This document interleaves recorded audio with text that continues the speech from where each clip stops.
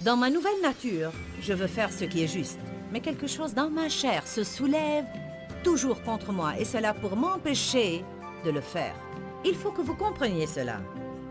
Il faut que vous compreniez bien qu'il y a toujours une partie de vous qui veut faire ce qui est bon, mais quelque chose dans votre chair va résister et s'y opposer totalement. Car la Bible dit dans Romains chapitre 6 que la chair est l'instrument du péché. Et c'est de la chair que Satan se sert. Restez avec nous dans Jouissez de votre vie.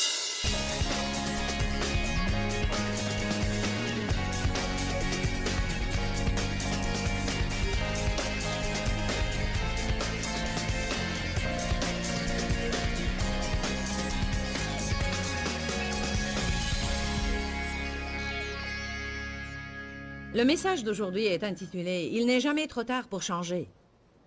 Je suis très enthousiasmée pour ce sujet. Il n'est jamais trop tard pour changer. Ne vous laissez jamais abattre en disant « Il est trop tard ». Dites tous « Il n'est pas trop tard pour changer ». Il n'est pas trop tard pour être l'homme ou la femme que vous auriez aimé être. Je crois que l'une des plus grandes tragédies du monde, c'est de vieillir et de regarder au passé, avec un grand regret, en pensant à toutes les choses que vous auriez aimé faire ou avoir et à la personne que vous auriez aimé être, et là vous sentir abattu comme si c'est même pas la peine d'essayer, peu m'importe s'il ne reste qu'un souffle en vous. J'en profiterai pour devenir meilleur que je n'ai été tout au long de ma vie. Vous n'êtes pas trop jeune pour commencer, ni trop vieux pour commencer. Maintenant est le meilleur moment pour faire un choix. Maintenant est le meilleur temps pour faire un choix. La Bible dit c'est une multitude dans la vallée de jugement.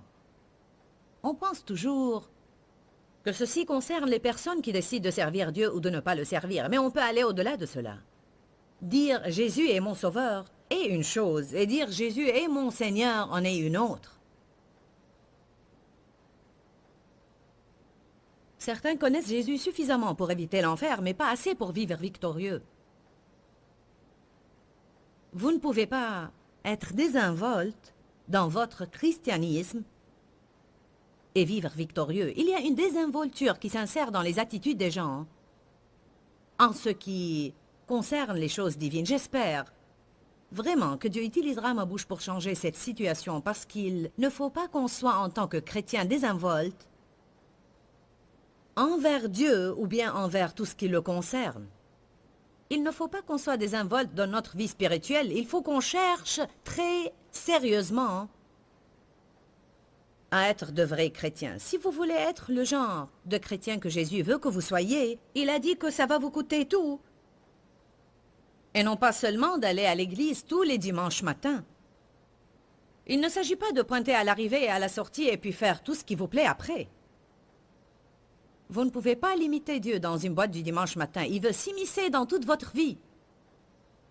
Si vous voulez être des chrétiens efficaces, alors vous devez travailler à plein temps.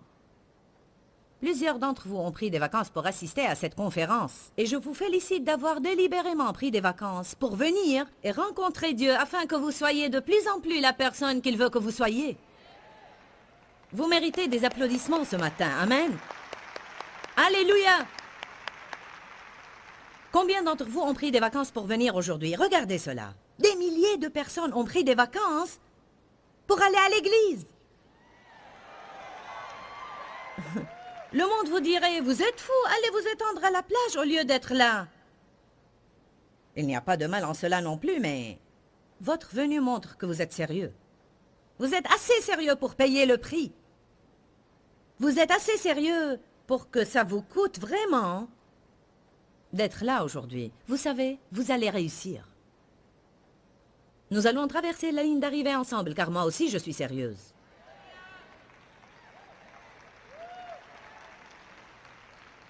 Aujourd'hui est le meilleur moment pour faire un choix. Quelle sorte d'homme vous allez être? Quelle sorte de femme vous allez être? Des personnes indolentes? Vous allez être indolent? Si vous êtes indolent, il y a quelque chose derrière cette porte. Nous sommes en train de jouer un jeu spirituel ce week-end. Est-ce que vous voulez ce qu'il y a derrière la porte numéro 1? La porte numéro 2 ou la porte numéro 3? Bon. Au cours des réunions suivantes, on va voir ce qu'il y a derrière ces différentes portes. Mais pour le moment, je veux qu'on contemple dans la Bible la vie d'un homme qui a fait un mauvais choix. Il a permis à l'amour de l'argent de changer son destin. Vous savez quelque chose, il faut qu'on soit très attentif au sujet de l'argent. La Bible dit que l'amour de l'argent est la cause de tous les maux. Elle ne nous dit pas de ne pas avoir de l'argent, ni que l'argent est mauvais, mais elle dit que l'amour de l'argent est la source de tous les maux. En d'autres termes, c'est l'amour de l'argent qui cause des problèmes aux gens. C'est l'amour de l'argent qui pousse les gens à maltraiter les autres. C'est l'amour de l'argent qui pousse les gens à produire des produits de mauvaise qualité et les vendre ensuite à des prix très élevés. Et tout cela est un manque d'intégrité et n'a rien à voir avec l'excellence. Il est trop difficile de trouver dans le monde aujourd'hui des produits qui sont loin de la médiocrité. Qu'est devenue la dextérité? Que sont devenues les personnes méticuleuses dans leur travail et desquelles on achetait des produits sachant à l'avance qu'ils sont excellents? Où est le mal quand on fait ce qu'on fait? On avait acheté une maison il y a 15 ans, c'était notre deuxième maison. Et après avoir payé pour une double couche de peinture sur les murs, on a découvert qu'ils n'ont même pas mis un après sur les murs, sans parler des couches nécessaires de peinture. Médiocrité. Quel est le problème des gens? Quand on a acheté notre première maison, quelqu'un avait mis du béton humide dans les canalisations du sous-sol pour s'en débarrasser. Le béton s'est solidifié dedans et le sous-sol fut inondé quelques jours après notre arrivée, car un ouvrier indolent n'a pas fait ce qu'il aurait dû faire. Il s'en est simplement débarrassé sans se soucier des problèmes qu'il causerait aux autres. Le monde est plein de ce genre de personnes. En fait, il y a quelque chose que l'Église doit comprendre d'une façon très claire. L'Église, les chrétiens à travers le monde, nous sommes dans le monde, mais nous devons lutter pour ne pas être comme le monde. Le monde me rappelle parfois un aspirateur géant qui aspire tout le monde. Et je vous dis, si vous n'essayez pas de nager contre le courant qui essaye de vous engloutir, vous allez être aspiré. Vous ne pouvez pas être passif sans être aspiré. Vous devez, et de toute votre force, résister agressivement. Vous savez quoi? Dieu nous a bénis, et cela est bien, parce qu'on a travaillé dur pour 25 ou 26 ans. On travaillait dur même avant, mais ça fait 26 ans qu'on est dans le ministère. Nous sommes bénis. Et si quelqu'un est jaloux de cela, alors il a un problème. Car si vous aviez travaillé aussi dur que nous, vous auriez été bénis, vous aussi. On fait très attention envers notre attitude à l'égard de l'argent. On dépense beaucoup d'argent juste pour bénir les autres autour de nous. Parce que je crois en ce que la Bible dit, il y a plus de bonheur à donner qu'à recevoir. Je crois en ce que la Bible dit, cherchez premièrement le royaume et la justice de Dieu, et toutes ces choses vous seront données par-dessus. Les bénédictions de Dieu vous poursuivront et vous n'aurez pas à les poursuivre. Vous devez utiliser votre argent pour être une bénédiction. Soyez radicaux en donnant. Soyez une bénédiction partout où vous allez. Ce matin, une fille a frappé à la porte de ma chambre d'hôtel pour me demander si elle pouvait nettoyer la chambre. Quand je suis sortie au hall, elle était là et elle m'a dit « Est-ce qu'il faut que je nettoie votre chambre ?» J'ai répondu « Oui, je voudrais que tu changes les draps et que tu nous donnes quelques serviettes. » C'est tout ce que j'aimerais que tu fasses aujourd'hui. Je suis descendue les escaliers. Il m'a semblé que la fille avait l'air triste. Elle était jeune. Je suis descendue pour prendre une voiture pour aller à la réunion. Et j'ai senti que Dieu stimulait mon cœur pour que je lui donne 20 $ et que je lui dise « Jésus t'aime ». J'ai continué à descendre les escaliers. Et vous savez qu'il y a toujours un combat entre la chair et l'esprit. La Bible dit que la chair a des désirs contraires à ceux de l'esprit et que l'esprit a des désirs contraires à ceux de la chair. Ils sont continuellement opposés l'un à l'autre. Peu m'importe depuis quand vous êtes croyant, à chaque fois que vous faites un pas pour faire quelque chose de bien, si un bon désir jaillit en vous, quelque chose dans votre chair se soulèvera pour essayer de vous empêcher de le faire. Paul a dit cela dans Romains 7. Il a dit « Quel est mon problème?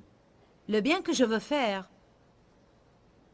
Dans ma nouvelle nature, je veux faire ce qui est juste. Mais quelque chose dans ma chair se soulève toujours contre moi, et cela pour m'empêcher de le faire. Il faut que vous compreniez cela. Il faut que vous compreniez bien qu'il y a toujours une partie de vous qui veut faire ce qui est bon, mais quelque chose dans votre chair va résister et s'y opposer totalement. Car la Bible dit dans Romains chapitre 6 que la chair est l'instrument du péché, et c'est de la chair que Satan se sert. Le péché n'est pas mort quand vous avez été sauvé, vous êtes mort pour le péché. Satan est vivant et le péché est vivant, et vous allez toujours connaître une opposition. S'il vous plaît, comprenez bien ce matin que vous allez toujours connaître une opposition. Donner, c'est quelque chose de bien. Alors à chaque fois que vous pensez à donner, vous allez connaître une opposition. Ce n'était pas que je ne voulais pas donner de l'argent à cette fille, peu m'importait si je lui donnais de l'argent, mais c'était que j'étais sur mon chemin vers un certain endroit. Je suis pleine de détermination.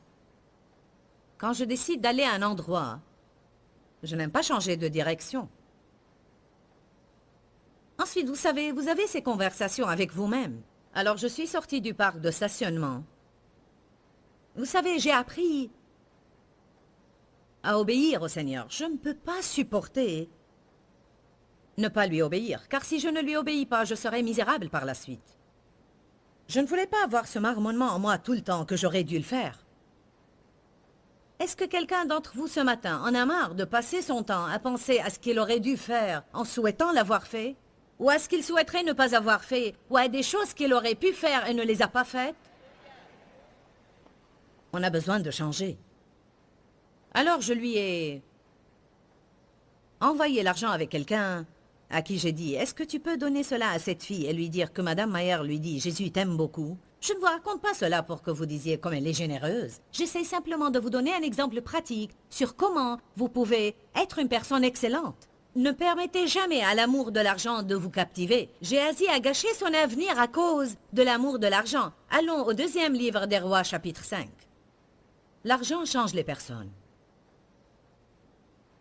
C'est pourquoi Dieu ne peut pas donner beaucoup d'argent à beaucoup de personnes parce qu'il n'a pas confiance en elles.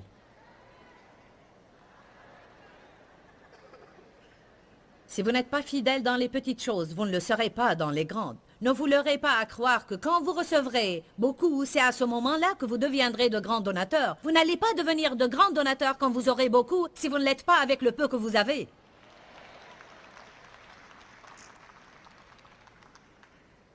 Ce n'était pas mon sujet d'enseignement, mais je vais enseigner sur ce que Dieu me donne. Alors, dans 2 Rois chapitre 5, on lit que Naaman était un homme puissant et brave, mais il était lépreux. Je crois qu'il y a beaucoup de telles personnes aujourd'hui. Il y a beaucoup de personnes qui sont destinées par Dieu à être de grands hommes de Dieu, ou même de grandes femmes de Dieu. Mais malheureusement, ils sont atteints d'une sorte de lèpre. Ils ont dans leur vie quelque chose qui les ronge et ils ont besoin d'être guéris. Ils ont besoin de changer. N'oubliez pas, il n'est jamais trop tard pour changer. Je veux que tous ceux qui nous regardent à la télé comprennent cela. Je sens que je dois m'arrêter pour vous dire qu'il n'est jamais trop tard pour changer. Peu importe où vous êtes et dans quel désordre vous vivez, il n'est pas trop tard pour vous débarrasser des dettes ni pour regagner votre santé. Il n'est pas trop tard pour avoir un bon mariage ou de bonnes relations avec vos enfants. Il n'est pas trop tard pour posséder une maison. Il n'est pas trop tard.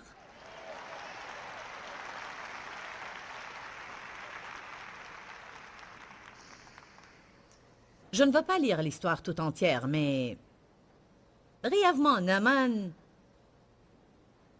a été envoyé chez Élisée après avoir appris qu'Élisée aurait la force de le guérir. Alors, il est allé là-bas et il a sûrement été guéri. Il y a une histoire derrière cela, mais on ne va pas en parler. Puis Naaman a offert de l'argent à Élisée parce qu'il l'avait guéri. Celui-ci a répondu « Je ne veux pas ton argent, je ne le veux pas. Je ne vais pas prendre ton argent. Ce que j'ai fait pour toi est un don du Seigneur. » Au verset 16, Élisée répondit « Aussi vrai que l'Éternel que je sers est vivant, je n'accepterai rien. » Naaman le pressa d'accepter, mais Élisée refusa. Verset 20. Mais Géasi, le serviteur d'Élisée, l'homme de Dieu, se dit Voici mon Seigneur aménager Naaman ce Syrien en n'acceptant pas de sa main ce qu'il avait apporté. L'Éternel est vivant, je vais courir derrière lui et obtenir quelque chose. » Alors Géasi se mit à la poursuite de Naaman. Naaman, le voyant, se précipita au bas de son char pour aller à sa rencontre et dit « Tout va bien ?» Il répondit « Tout va bien, mon Seigneur m'envoie te dire, voici qu'arrivent maintenant chez moi des monts d'Éphraïm, 2 jeunes gens d'entre les fils des prophètes. Donne-moi pour eux un talent d'argent et 2 vêtements de rechange. » Il a menti. Il a inventé. Naaman dit, consent à prendre 2 talents. Il insista auprès de lui, mit 2 talents d'argent dans 2 sacs et les lui donna, ainsi que 2 habits de rechange à 2 de ces jeunes gens qui les portèrent devant Géasi. Arrivé à la colline, Géasi les prit de leurs mains, les déposa avec soin dans la maison et renvoya ces hommes qui partirent. Puis il vint lui-même et se présenta devant son seigneur, qui lui dit, « D'où viens-tu, Géasi ?» Il lui répondit, « Nulle part. » Mais Élisée lui dit, « Crois-tu que mon esprit n'était pas avec toi lorsque cet homme a sauté de son char pour te rencontrer? Je veux vous dire quelque chose pour réitérer ce que j'ai dit hier. On ne peut rien cacher à Dieu. Partout où l'on va, et quoi qu'on fasse, son esprit nous accompagne toujours. Tout comme l'esprit d'Élisée a accompagné Géasi, l'esprit de Dieu nous accompagne. À chaque fois qu'on fait un choix médiocre, désinvolte et moins qu'excellent, Dieu le voit. Cela affecte ce qu'il pourrait faire pour vous et moi dans notre vie. J'aime cela. Crois-tu que mon esprit n'était pas avec toi? Que dit le psaume 139, verset 7? Où pourrais-je aller loin de ton esprit? Si je monte au ciel, tu es là. Et si je descends au séjour des morts, t'y voilà. Il est partout. Cela ne vous inquiète-t-il pas parfois? Dieu est partout. Il entend tout, mon. Rien n'est caché à Dieu. J'ai travaillé une fois dans un endroit où mon patron faisait des choses que je ne croyais pas justes. Alors j'ai commencé à passer de longs moments à me plaindre de lui et à le critiquer. Qui a expérimenté cela? Bien entendu, Dieu était en train de me confronter au sujet des commérages, de ne pas parler des autres et d'être soumise aux autorités. Alors j'ai arrêté de me plaindre de lui avec les employés, mais j'en parlais à Dave. Un jour, le Seigneur m'a dit, « Tu sais, rien n'a vraiment changé. Tu es fier de toi car tu ne fais plus des commérages au travail. Mais ce sont les mots qui causent les dégâts. Je t'entends toujours, que tu sois chez toi ou au bureau. » On pense parfois que quand on est à huis clos, Dieu n'est pas présent avec nous. Si vous voulez trouver une personne vraiment spirituelle, ne la cherchez pas à l'église le dimanche matin, car on emmène avec nous à l'église nos masques d'église. Et on adopte à l'église les attitudes les plus saintes. Oh non! Vous devez voir les personnes quand elles se réveillent le matin et remarquer comment elles traitent leurs enfants et leurs époux. Vous devez regarder aussi leur maison et voir tout ce qu'ils cachent et tout ce qu'ils font à huis clos. Et regarder leur carte de crédit et voir depuis quand ils n'ont pas réglé leur compte. Et combien de chèques sans provision ils ont fait car ils n'ont pas été disciplinés en dépensant leur argent.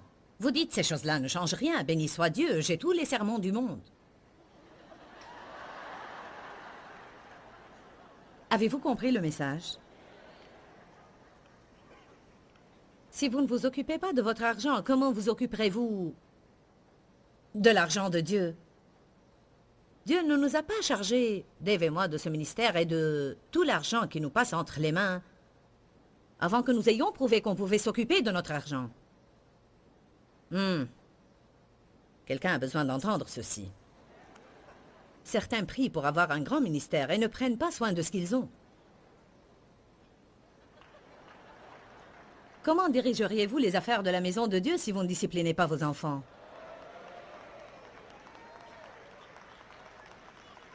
Oh oh!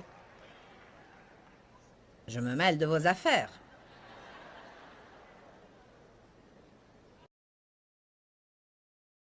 Nous faisons tous des tas et des tas de choix chaque jour. Et tous ces choix que l'on fait affectent le reste de notre vie. Nous devons choisir l'excellence. Vous n'allez pas toujours sentir l'envie d'être excellent, car pour cela, vous devez faire le 1000 supplémentaire. Abandonnez les voies indolentes et médiocres, et votre vie changera. Il n'est jamais trop tard pour changer de position dans nos vies. tant que nous serons capables de faire un choix, nous pouvons faire un changement qui produira de très bons fruits dans nos vies. Dans le monde, on voit beaucoup de médiocrité. On voit beaucoup cette attitude de faire juste le nécessaire pour survivre. Et souvent, les gens ne savent même pas comment être excellents. Personne ne leur a appris comment être excellent. Mais nous avons un Dieu excellent qui nous a appelés à être excellents. Pourquoi, Seigneur, pourquoi?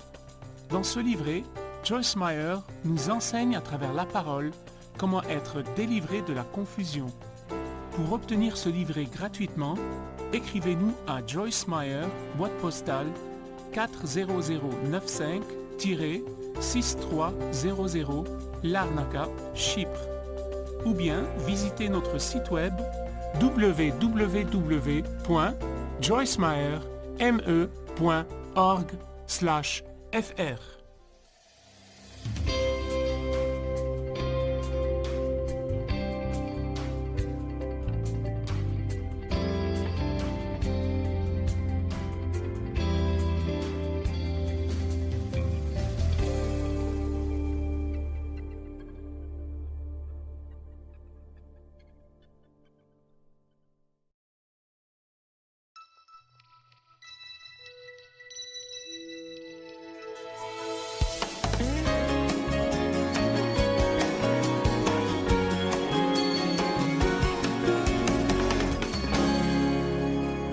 Avoir raison est très surestimé. Nous payons un prix incroyable en relations ruinées et en misère personnelle juste pour avoir ce sentiment. Ah, je t'ai dit que j'avais raison. Nous pouvons donc apprendre une bonne leçon aujourd'hui. Ça demande de l'humilité. L'humilité n'est pas facile à trouver, mais elle est probablement la vertu chrétienne la plus importante. Et nous devons travailler avec le Saint-Esprit pour l'acquérir dans nos vies. Les dissensions sont un esprit très dangereux. Je crois que les dissensions affectent le paquet de bénédictions que Dieu a pour les gens. Je crois que beaucoup de gens donnent dans les offrandes. Ils payent la dîme et ils donnent. Et ensuite, ils se demandent pourquoi les choses ne marchent toujours pas pour eux financièrement. Ils n'ont pas eu la promotion qu'ils voulaient ou l'augmentation à laquelle ils s'attendaient. Chaque fois qu'ils se retournent, quelque chose tombe en panne à la maison et prend tout leur argent. Il y a beaucoup de raisons différentes pour les choses et je n'essaye pas de les mettre dans le même panier. Mais une des choses que j'ai apprises de Dieu est que vous pouvez faire toutes sortes de sacrifices, mais si vous vivez dans une maison pleine de dissensions, vous n'aurez pas la récompense que vous aimeriez avoir pour votre don. Il ne s'agit pas que de donner à la quête. Il ne s'agit pas que de jeter un peu d'argent dans un conteneur d'offrandes qui passe à côté de vous, ou même de faire votre chèque de dîme toutes les semaines. Vous devez apprendre à arroser cette graine de la parole de Dieu et l'arroser d'une vie d'obéissance. La Bible dit, quand les gens donnent, certains reçoivent 30, 60 et certains une récompense multipliée par 100. Eh bien, si Dieu est impartial, pourquoi certains ont 30, certains 60 et certains 100? Parce qu'il y a d'autres facteurs impliqués. Et croyez-moi, mes amis, si vous commencez à faire un effort pour travailler avec le Saint-Esprit, pour éloigner les dissensions de votre vie, pour éloigner le non-pardon de votre cœur, pour ne pas vous vexer des offenses. Les gens vont vous offenser, mais vous n'êtes pas obligé de vous vexer. Vous n'êtes pas obligé de vous offenser. Ce n'est pas parce que quelqu'un vous donne quelque chose que vous devez le prendre. Si quelqu'un essaye de me donner un serpent, je ne le prendrai pas. Et nous devons regarder l'offense exactement de la même façon. Et vous devez dire encore et encore et encore dans votre cœur, je ne serai pas facilement offensé. Et il va falloir prendre votre responsabilité. N'attendez pas que quelqu'un d'autre fasse ce qu'il faut. Vous devez prendre la décision de faire ce qu'il faut. Je dois prendre la décision de faire ce qu'il faut. Et quand chacun de nous décide de faire ce qu'il faut, je peux vous dire de la parole et d'après mon expérience que quel que soit ce que font les autres, vous serez bénis. Si personne de ceux que vous connaissez ne fait ce qu'il faut, mais que vous faites ce qu'il faut, Dieu trouvera sûrement un moyen pour vous bénir et bénir votre vie. Amen. Je prêche mieux que vous ne réagissez.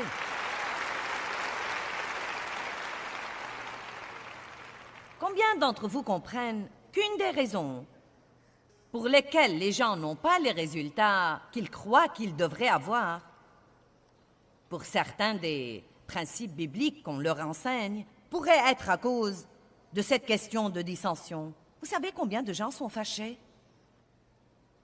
Vous savez combien de gens sont furieux? Je n'ai jamais prêché un message à ce sujet dans aucune église, en Amérique ou hors d'Amérique. Jamais. En plus de 35 ans d'enseignement de la parole, et demander à la fin de l'enseignement aux gens qui ont besoin de prière parce qu'ils ont une sorte de non-pardon dans le cœur, ou parce qu'ils sont fâchés, ou amers, ou pleins de ressentiment, ou offensés, de se lever. Et je n'ai jamais eu moins de 80% de toute l'assemblée se lever. Jamais. Pas étonnant que l'Église n'impressionne pas tellement le monde. Je crois que si nous commençons à nous comporter comme il faut, les gens inonderont les églises, ils inonderont le royaume, mais ils n'ont pas besoin de venir ici pour avoir une version religieuse de ce qu'ils ont déjà dans le monde. Amen? Vous dites, mais c'est si dur. Non, je vais vous dire ce qui est vraiment dur. Faire ce que Dieu vous dit de faire n'est pas dur. Ce qui est dur, c'est d'être tout le temps vexé et frustré et fâché et amer. Et quand vous voyez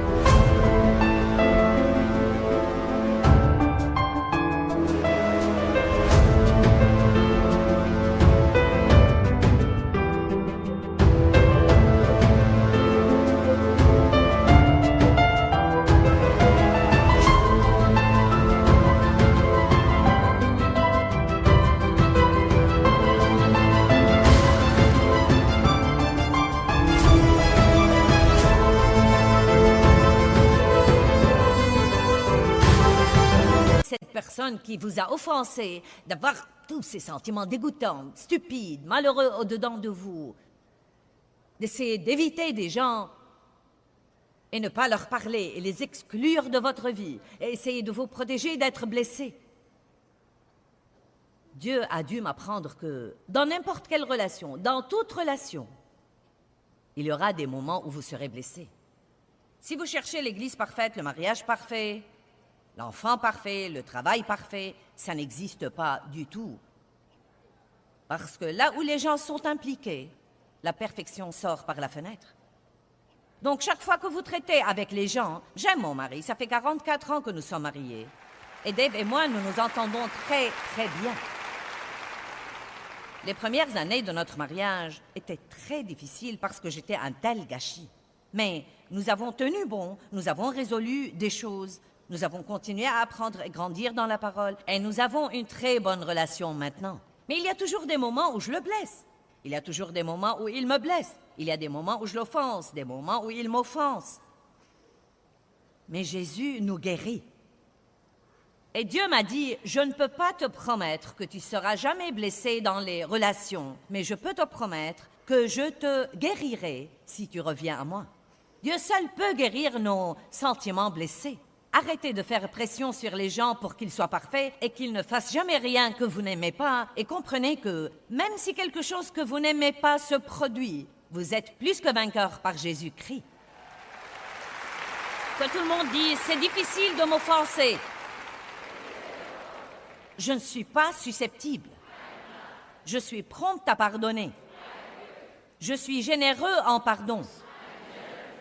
Je ne vivrai pas ma vie furieux Amer ou plein de ressentiment? Amen.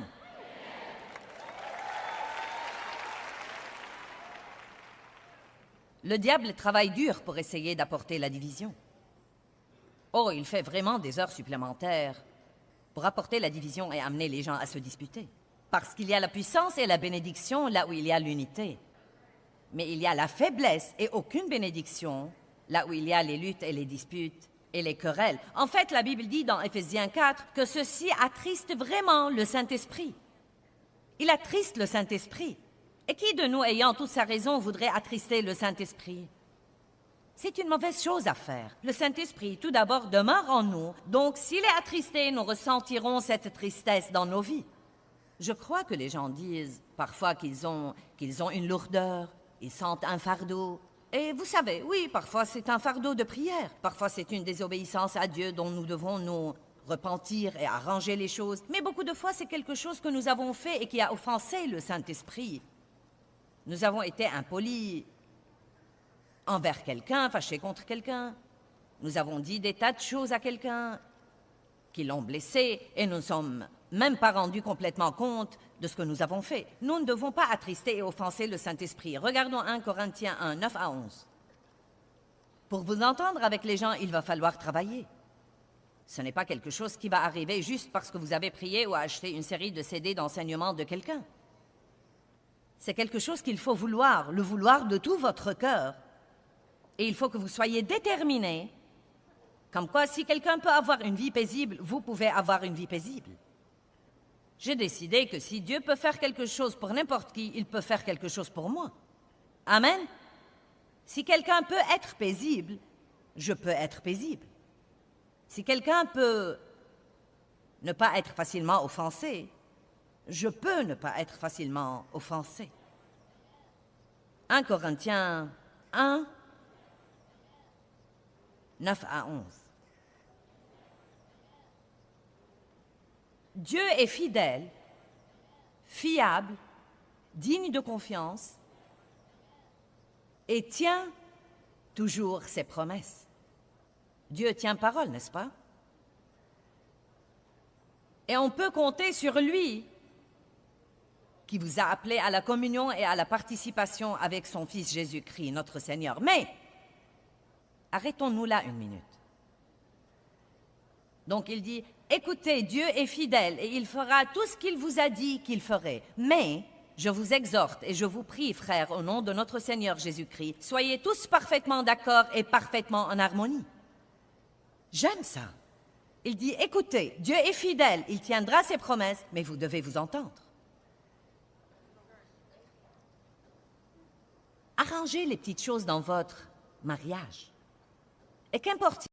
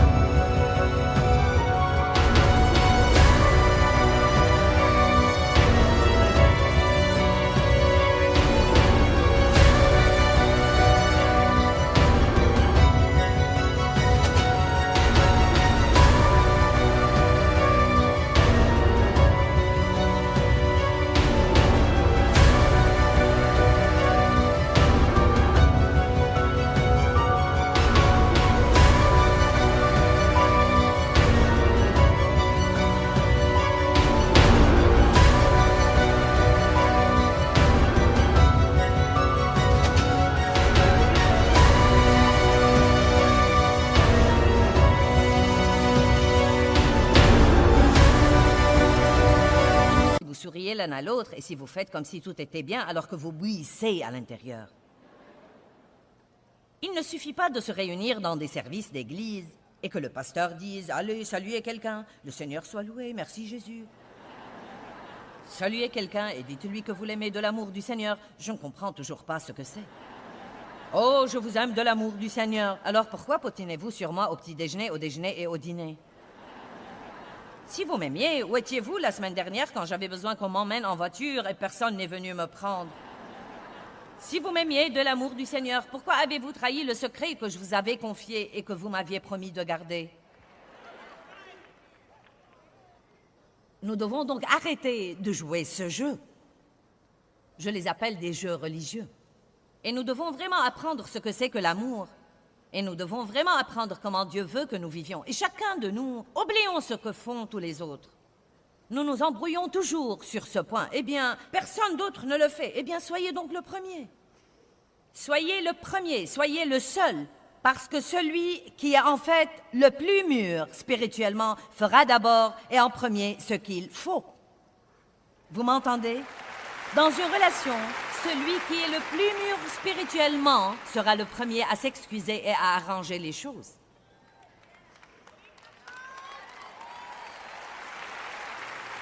Celui qui est le plus mûr spirituellement sera le premier à dire « Je crois que j'ai raison, mais peut-être que j'ai tort et ça ne vaut pas la peine de se quereller là-dessus. » Prenons aujourd'hui la décision que si nous sommes en conflit avec quelqu'un, et que nous sommes sûrs que nous avons raison, mais prouver que nous avons raison commence à causer une dispute, de nous en remettre à Dieu, et si nous devons prouver que nous avons raison, nous laisserons Dieu prouver que nous avons raison et s'en occuper.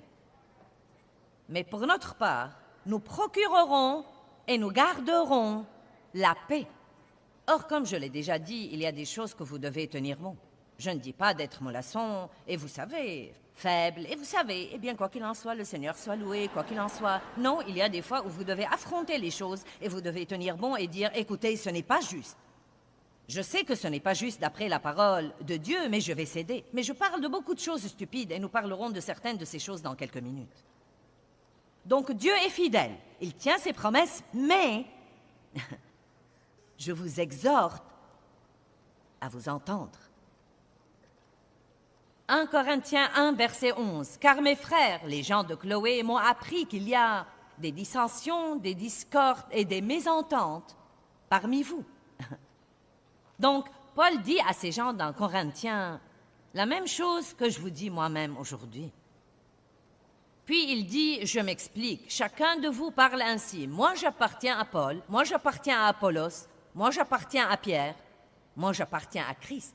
C'est pareil à dire, eh bien, je suis baptiste, je suis méthodiste, je suis luthérien, je suis pentecôtiste. Quelqu'un croit vraiment qu'il a toute la vérité et que tous les autres sont dans le tort. Eh bien, je crois que vous pouvez être baptisé bébé. Je crois que vous ne pouvez être baptisé qu'adulte. Eh bien, je crois ceci et je crois cela. Et vous savez, je... gna gna gna gna gna gna gna gna gna. Et Paul dit, écoutez, Dieu a un bon plan pour votre vie. Il est fidèle. Il accomplira ses promesses et vous pouvez compter sur lui. Mais je vous exhorte à vous entendre. Quel genre d'adoration croyons-nous vraiment que nous aurons si la moitié de l'équipe d'adoration se querelle entre eux? Aussi beau que soit le cantique, il n'y aura aucune onction. Nous avons besoin d'une adoration ouin, de sermons ouin, besoin d'un enseignement ouin.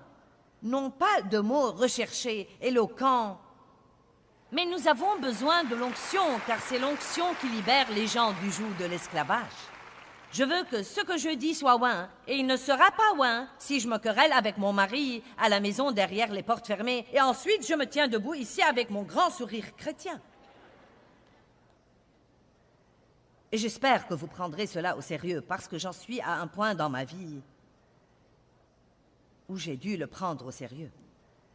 J'avais une mauvaise attitude à l'égard des hommes, car j'étais victime d'abus sexuels, non pas de la part d'un seul homme, mais de plusieurs. Et cela a fait de moi une prétentieuse.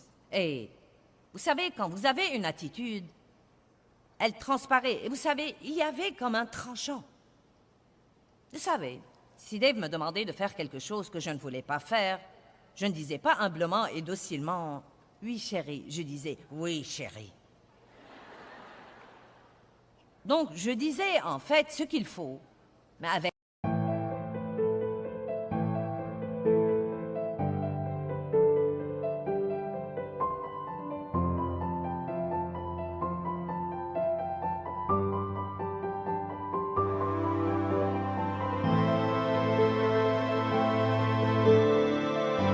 la mauvaise attitude. Et je ne suis pas la seule femme ici qui sait de quoi je parle, n'est-ce pas? Et je me rappelle un matin où je priais pour l'agrandissement de mon ministère. Non mais je me consacrais à ça, je priais fort et à haute voix.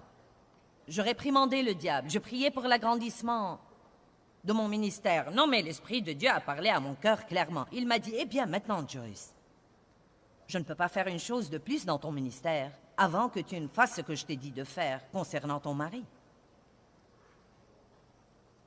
C'est tout ce qu'il a dit.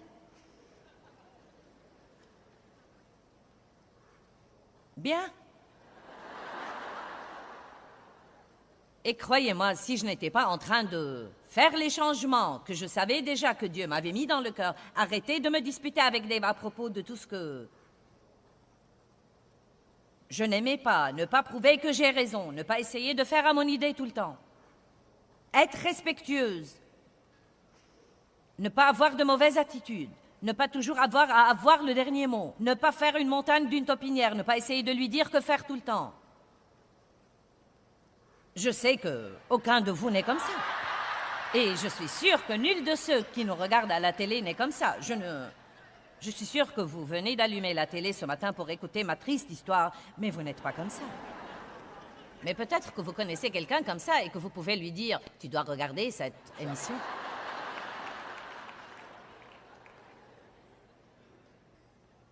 Nous arrêtons nous-mêmes notre croissance et notre promotion parce que nous venons à ces situations dans notre vie qui deviennent des pierres d'achoppement pour nous. Parce que nous venons à cette situation et Dieu nous demande de faire quelque chose qui semble injuste, quelque chose qui semble si dur. Et à ce moment-là, nous regardons l'autre personne et gna gna gna, gna gna gna gna gna gna gna gna gna. Non mais je me rappelle avoir demandé à Dieu, tu ne lui dis jamais rien. Est-ce que ça doit toujours être moi? Allez. Dieu s'est occupé de moi si dur une fois. Et je priais qu'il s'occupe de mon pauvre mari aussi. Ça ne nous dérange pas de faire ce qu'il faut si quelqu'un d'autre fait un compromis avec nous et fait ce qu'il faut. Et je suis sûre que Dave n'était pas si mal que ça de toute façon. Mais je m'étais mise dans la tête que si seulement il changeait, je pourrais changer à ce moment-là. Et s'il faisait ceci, je le ferais. Et je ne pouvais pas comprendre pourquoi Dieu ne s'occupait toujours que de moi. Et je me rappelle avoir dit à Dave, est-ce que Dieu s'occupe de toi à propos de quelque chose? Et il m'a dit, eh bien, non, je ne crois pas. Et ça m'a vraiment exaspérée. J'ai pensé, Dieu, je ne suis pas le seul être humain dans cette relation. Mais vous savez quoi? Bien des fois, quand Dieu cherche à vous libérer de quelque chose, il laissera exprès l'autre personne faire tout ce qu'elle peut probablement faire pour vous irriter, parce que Dieu essaye de vous libérer de quelque chose, et le seul moyen de vous en libérer est que vous ayez ce papier de verre dans votre vie.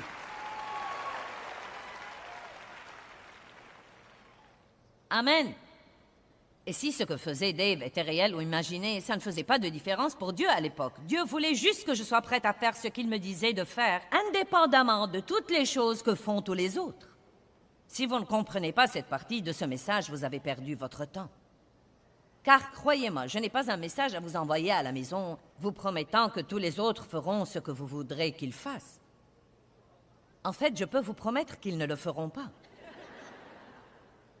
Mais si vous faites ce que Dieu vous demande de faire, et parfois c'est si dur à cause de la fierté, c'est si dur de dire « Je suis désolée ».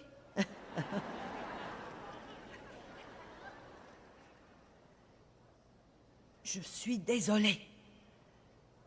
Je suis si désolée. Je ne veux pas que nous nous disputions. Pardonne-moi. Nous devons garder la paix. Et vous savez, une partie de nous dit « Mais ce n'est pas mon tour cette fois. Je l'ai fait la dernière fois et la fois avant cela et une fois avant cela. » Combien de fois pardonnerai-je à mon frère, a dit Pierre. Et quel que soit le disciple qui irritait Pierre, je crois personnellement que c'était Jean, mais... Vous dites, pourquoi crois-tu ça? Eh bien, je suis plutôt comme Pierre et je sais ce que me ferait un Jean. Eh bien, je suis le disciple que Jésus aime.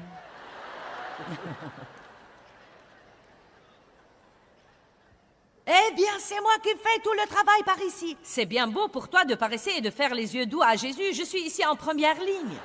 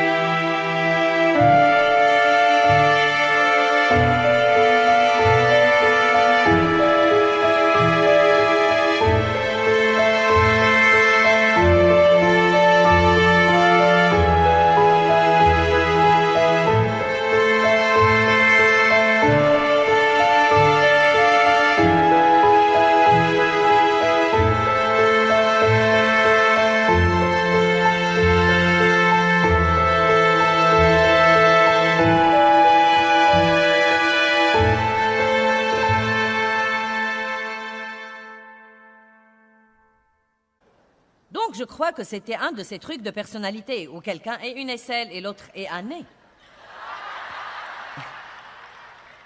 Nous sommes tous une partie différente dans le corps. Et parfois, vous allez être attaché à une partie avec qui il n'y a pas moyen que vous passiez trop de temps. Amen? Mais continuez à jouer votre rôle et à faire ce qu'il faut. Psaume 133. Vous dites le psaume tout entier? Eh bien, c'est très court, ne paniquez pas.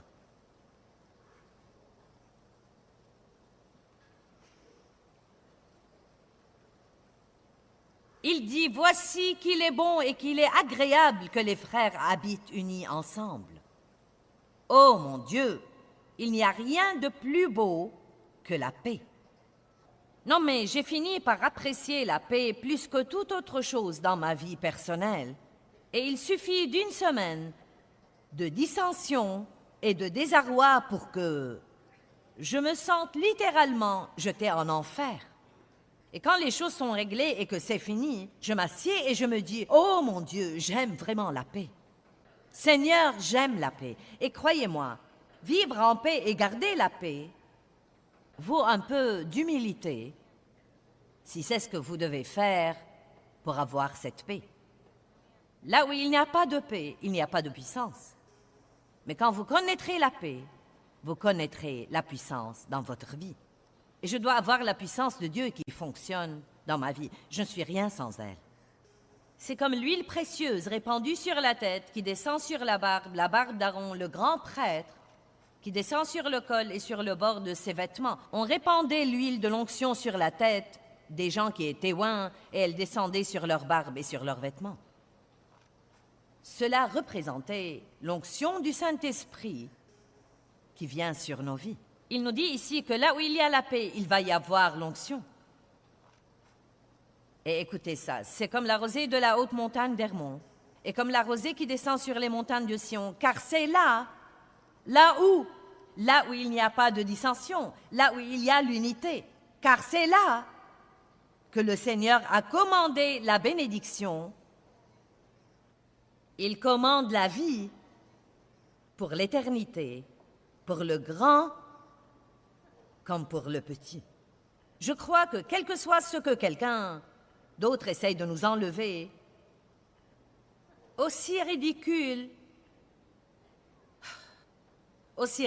que soient ses actions, aussi injustes que soient ses actions, et aussi froides ou aussi indifférentes que soient ses actions, si nous faisons ce que Dieu nous demande de faire, et si nous faisons tout ce que nous pouvons faire pour rester loin des dissensions, je crois que Dieu nous bénira.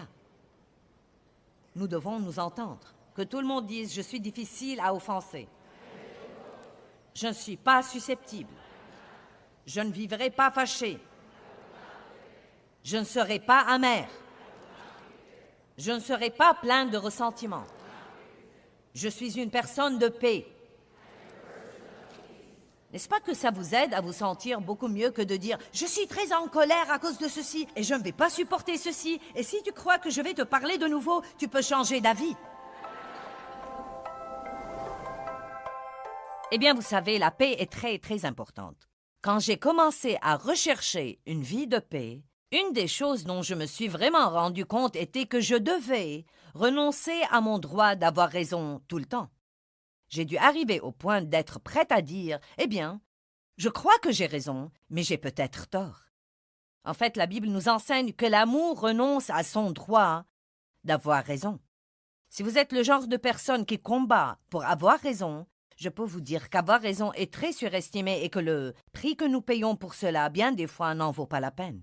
Je suis arrivée au point de croire que si Dieu veut montrer que j'ai raison, il peut s'en occuper, mais je ne vais pas perdre ma paix pour essayer de convaincre quelqu'un d'autre que j'ai raison à propos de quelque chose.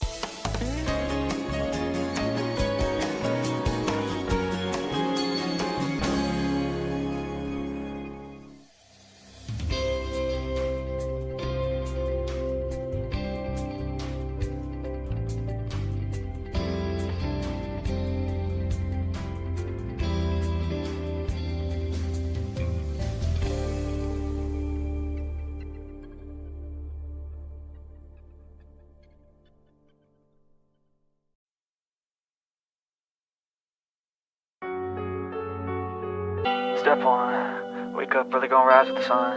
Step 2, get some good, some food in you. Step 3, think real hard about what you wanna be. Step 4, everybody just do your thing.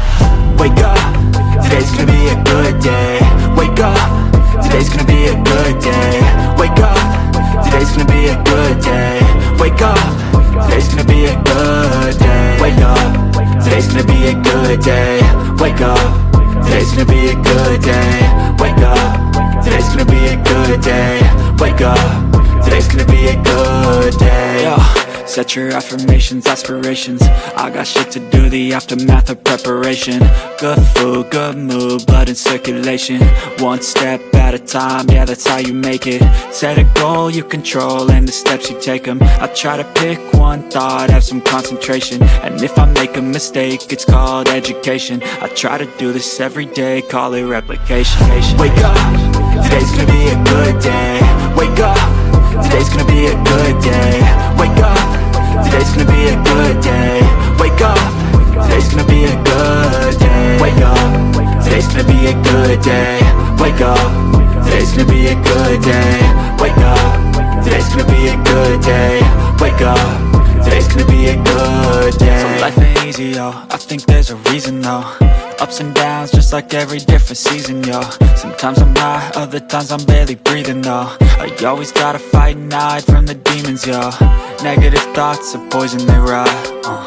Head full of flies, so here come the clouds. They'll never stop unless I can swap all the bad for the good in my head when I'm lost. Yeah, so I'ma fake it till I make it. Positive thoughts thoughts are overtaken, I got patience. One day at a time is how you operate a cadence. A flow, you grow, you show yourself a foundation. Stay away from all the shit that causes temptation. I know that I like to do it cause it's sensation. I live my life in my head like a narration. Don't expect greatness, do my best, man, I'll take it. Wake up, today's gonna be a good day. Wake up, today's gonna be a good day. Wake up, today's gonna be a good day. Wake up, today's gonna be a good day. Wake up, today's gonna be a good day. Wake up, today's gonna be a good day. Wake up, today's gonna be a